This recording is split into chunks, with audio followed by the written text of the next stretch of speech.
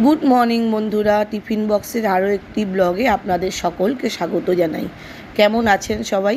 একটু কমেন্ট বক্সে আমাকে জানাবেন যে আপনারা কেমন আছেন, তাহলে আমারও এগিয়ে যেতে এই ব্লগটাকে খুব সুবিধে হবে এবং উৎসাহ জাগবে। আশা করি সবাই ভালো আছেন। চলুন আজকে নিয়ে যাব আমাদের একটা ছোট্ট বাগানে। আমাদের এটা খুবই ছোট বাগান, কিন্তু দেখুন কি নেই সেখানে। আম গাছে ছোট ছোট মুকুল ধরেছে, বেগুন গাছে বেগুনের ফুল ফুটেছে, পেয়ারা গাছও আছে, কিন্তু পেয়ারা গাছটা না বহুদিন ধরে পেয়ারা হয়নি।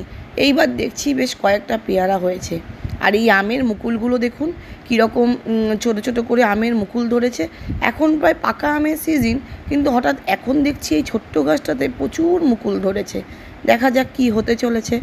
এখানে আমাদের বাগানটাতে প্রচুর নারকেল গাছ আছে, আর নিজের থেকে গজিয়ে উঠেছে কয়েকটা পেঁপে গাছ। প্রায় 3-4টে জানেন তো পেঁপে গাছ হয়েছিল। তার মধ্যে 2-3টে পেঁপে গাছ নষ্ট হয়ে গেছে, পড়ে রয়েছে আর একটা পেঁপে গাছ। কিন্তু ওই পেঁপে গাছটাতে অনেকগুলো পেঁপে হয়েছিল। আমরা পেঁপে খেয়েওছি, বেশ ভালোও খেতে। আর এই যে সেই পেয়ারা গাছ, যে পেয়ারা গাছটাতে সবে ফল ধরা শুরু করেছে। আশা করি এবার অনেকগুলো পেয়ারা হবে।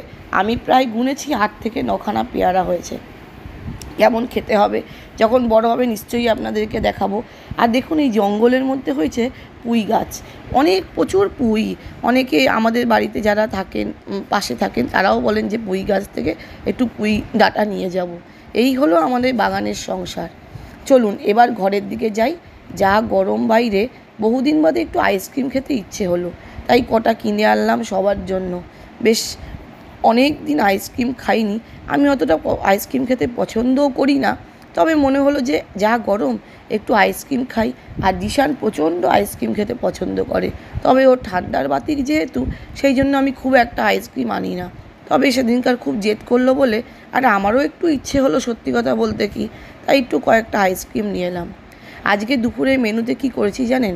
একদম সিম্পল রান্না, ভাত, ডাল, সঙ্গে গন্ধরাজ লেবু, ভেন্ডি ভাজা আর ডিমের ঝাল। তাহলে চলুন আজকের মতন ব্লগটা এখানেই শেষ করছি। দেখা হবে পরবর্তী আরও একটি ব্লগে।